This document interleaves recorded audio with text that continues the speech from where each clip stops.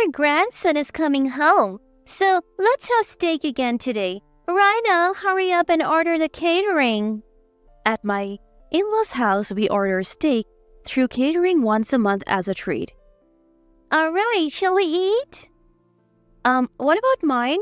How many times has this happened now? Every time they don't prepare a steak for me. My mother-in-law just lets me place the order, and once I've fulfilled that role, there is no steak for me. My mother-in-law is very assertive, and I just can't stand up to her. I guess I'll just have to put up with it again. Just when I was about to give up, Grandma's really mean, isn't she? What? My name is Raina. I'm a 38-year-old housewife. Having no particular talents, I used a matchmaking service and met my current husband, Craig. I wanted to get married but was struggling to find a good match, so the matchmaking service was my last hope. I was almost resigned to giving up, but then I met a man who shared my love of movies. That man is now my husband. We hit it off on a movie date, had a smooth courtship, and got married. My husband, being 2 years older, was kind, but that kindness disappeared when our son was born. Our marriage had grown cold when two changes occurred. The first was our son's IQ, which suddenly soared as he grew. By 3rd grade, he could handle subjects at an 8th grade level. Moreover, our son, who loved reading, was able to speak 5 languages by 5th grade. However, his intelligence led to bullying and he stopped attending school. Thanks to an opportunity to study abroad suggested by his teacher, he's now studying at Cambridge University in England. The second change was moving into my in-laws' house when our son went abroad. My husband's work location changed, so we moved into his parents' house, which was closer.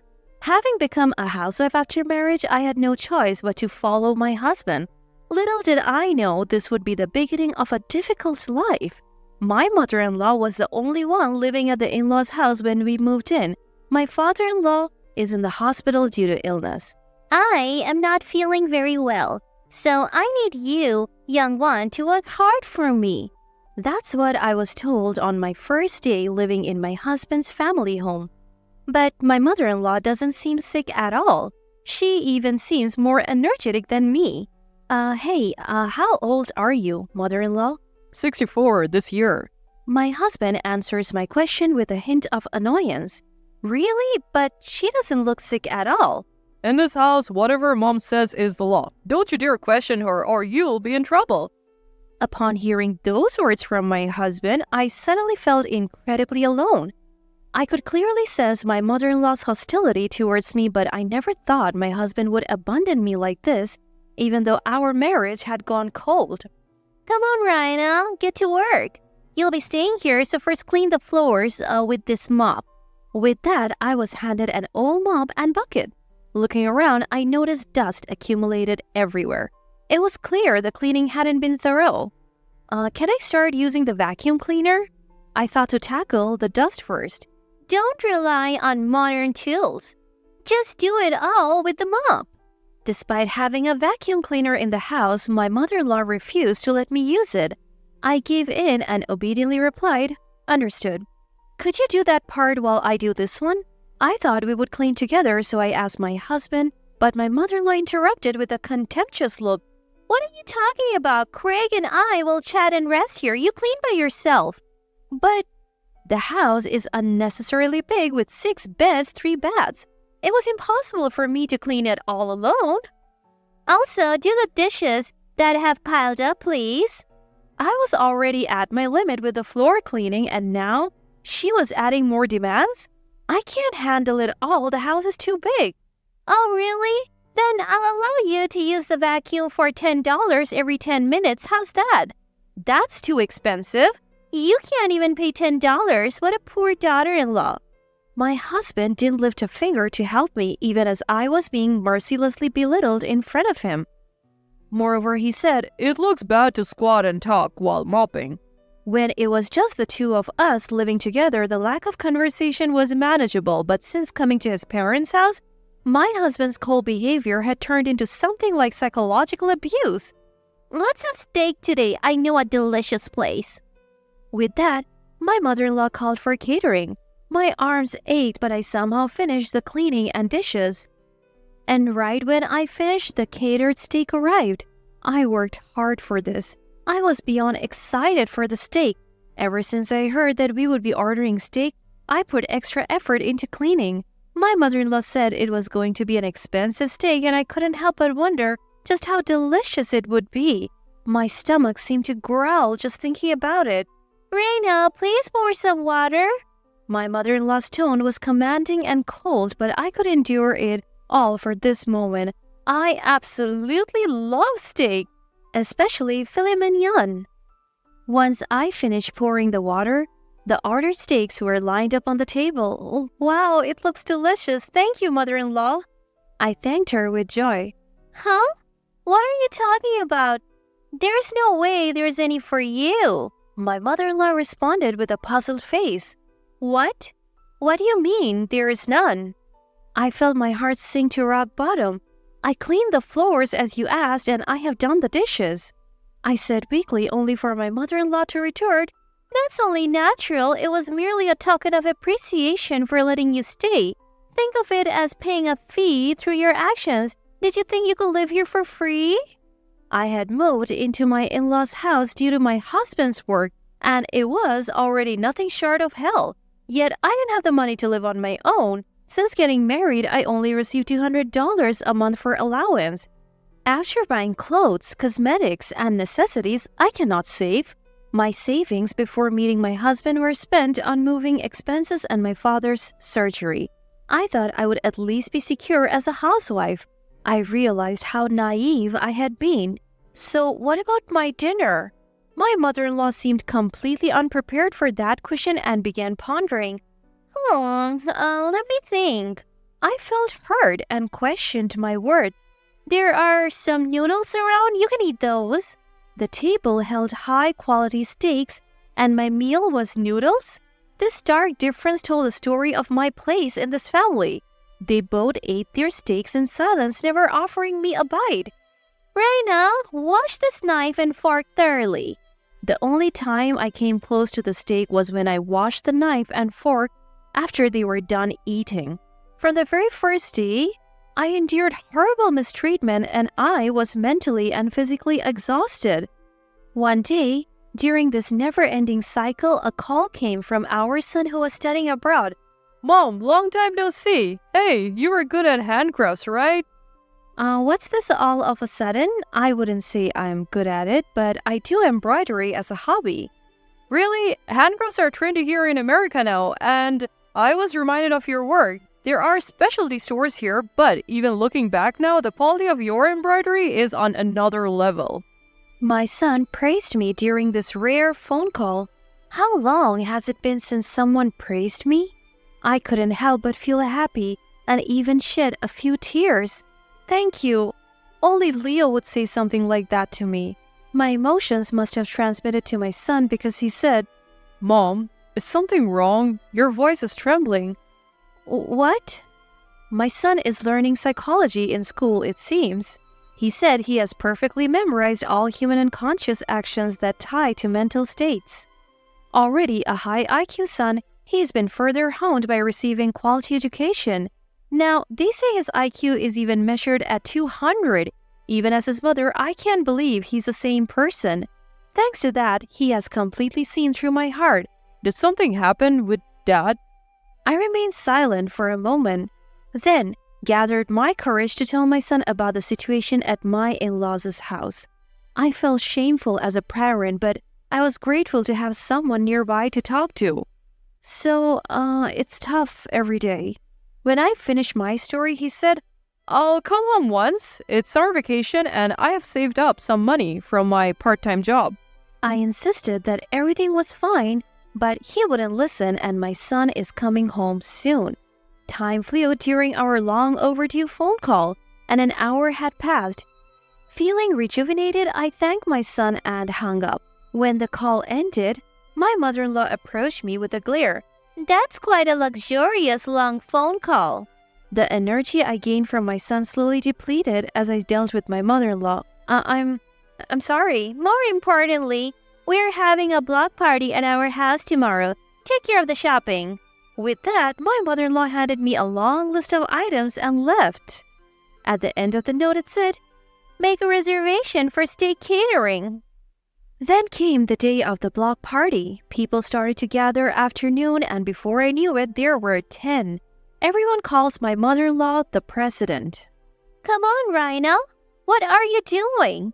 Serve juice to everyone," she ordered. Mother-in-law who used me no matter who was around. "Lauren, don't overwork the girl. It's pitiful. You should treat your daughter-in-law more kindly." Some did stand up for me against my mother-in-law's harassment, but my mother-in-law wasn't pleased and threatened. "If you keep talking like that, you're no longer members of the block party. No more high-end steak after this. Is that what you want?" Upon her threat, they said, That's too much. We love this community. I'm sorry, Rhina is my name? Yes, Rhina. We can't go against the president, they said. And the support they offered was quickly withdrawn by my mother-in-law. It seems she doesn't just control this house, but the whole area. There is no way I, a mere housewife, can win against this woman. The steak I had ordered arrived, and my mother-in-law began happily arranging it on the table. Since she had chosen the steak, it was surprisingly luxurious. The side dishes were a parade of high-end ingredients like caviar and truffles. But even here, my mother-in-law lectured me. "You think you can eat such good steak as a wife? You're 100 years too early. You won't have any this time either." My mother-in-law bullied me openly in front of everyone. The pitiful glances from those around us pierced me. No one could oppose my mother-in-law. I glanced at my husband, who was quietly eating his steak alone. But surely a little bit is fine, isn't it? I was envious of not being able to eat the steak and slightly resisted my mother-in-law. "Of course it's not okay, but I'm not a demon. I bought beef noodles for you this time, so I'll give them to you," she said, handing me a serving of noodles. Upgraded from ordinary noodles to beef noodles? But what I wanted to eat was steak. I finally lost my patience and raised my voice. "Mother-in-law, this is too much. I prepared everything for today's block party, and yet you treat me like this?" "So is this true? You prepared all this by yourself, Rhina?" "Lauren, couldn't you be a little kinder?" With my words, everyone's eyes turned to my mother-in-law.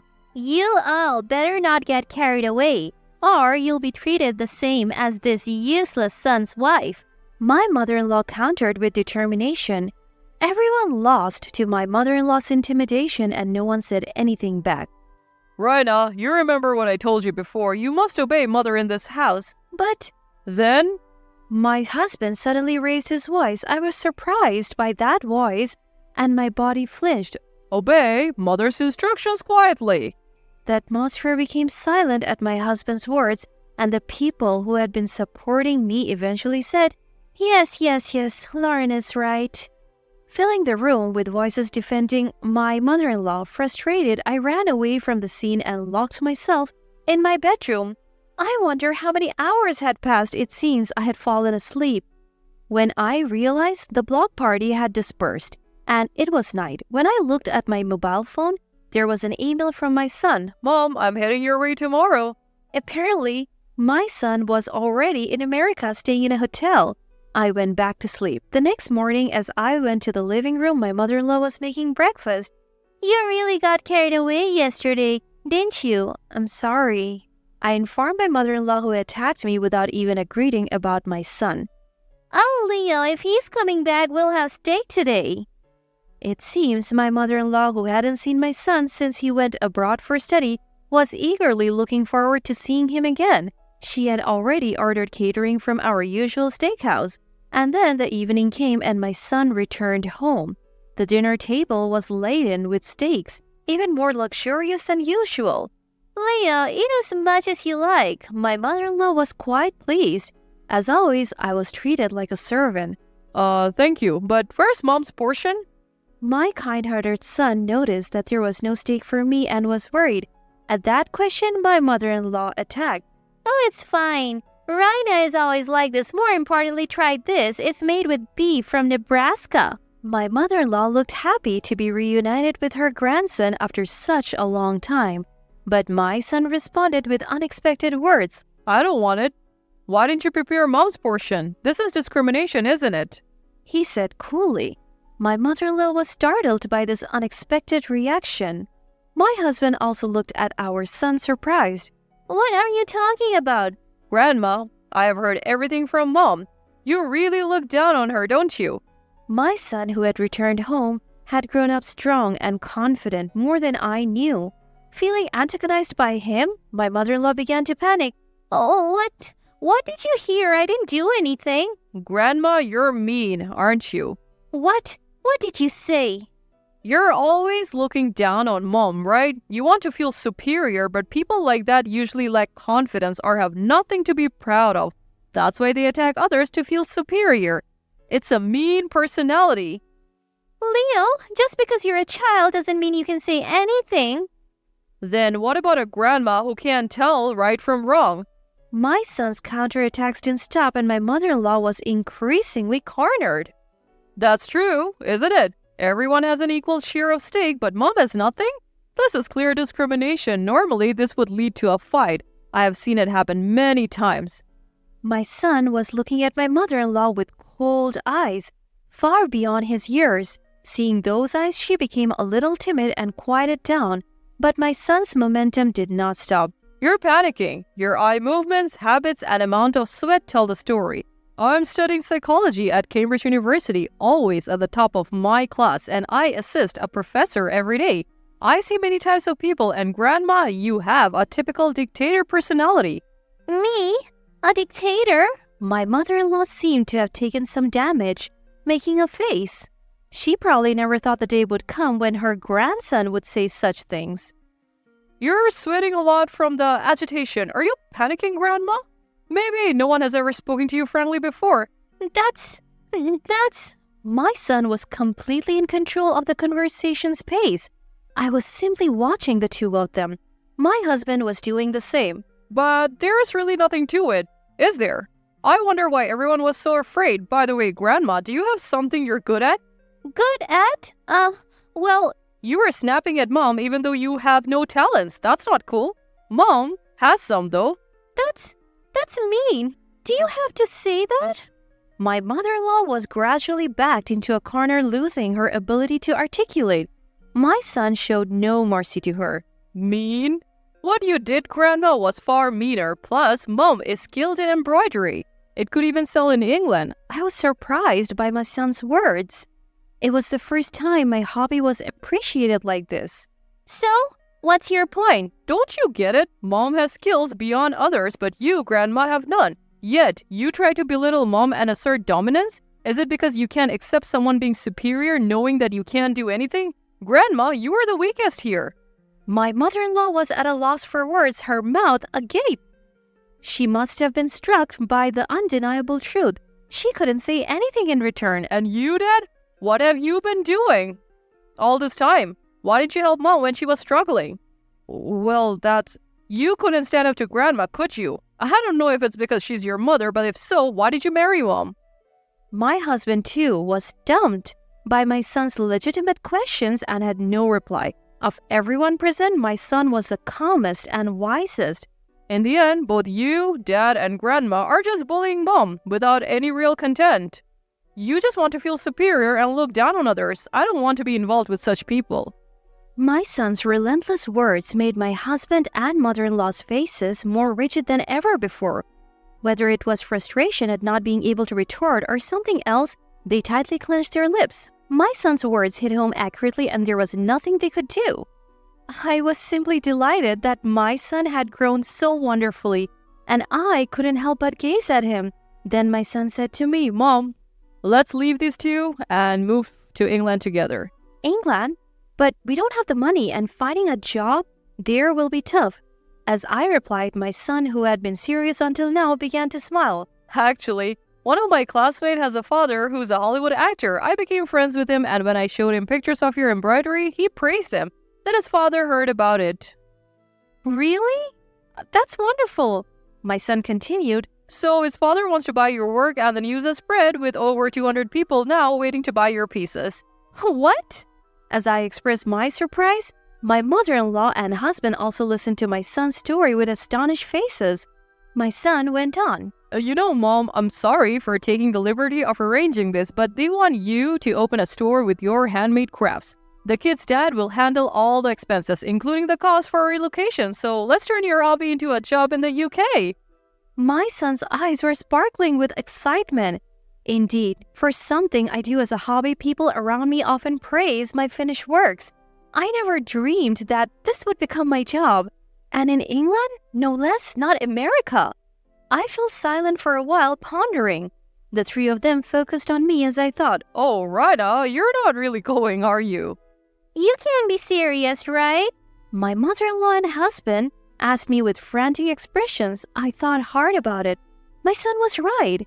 If I'm going to be harassed at my in-laws' house anyway, I want to make my hobby my job. Moreover, the already frosty relationship with my husband has worsened due to his cold attitude.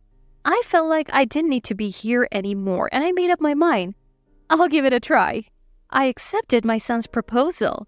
My son was overjoyed at my answer, and my mother-in-law and husband wore shocked expressions.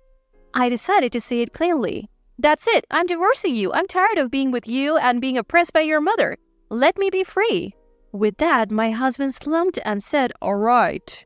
My mother-in-law was ranting until the end, but I didn't catch any of it and don't remember. And so, the divorce was finalized without fuss and I was freed from my in-laws' house. Now, I'm busy in England preparing to open a shop. I insisted on making all the products by hand. This may be the most fulfilling time in my life.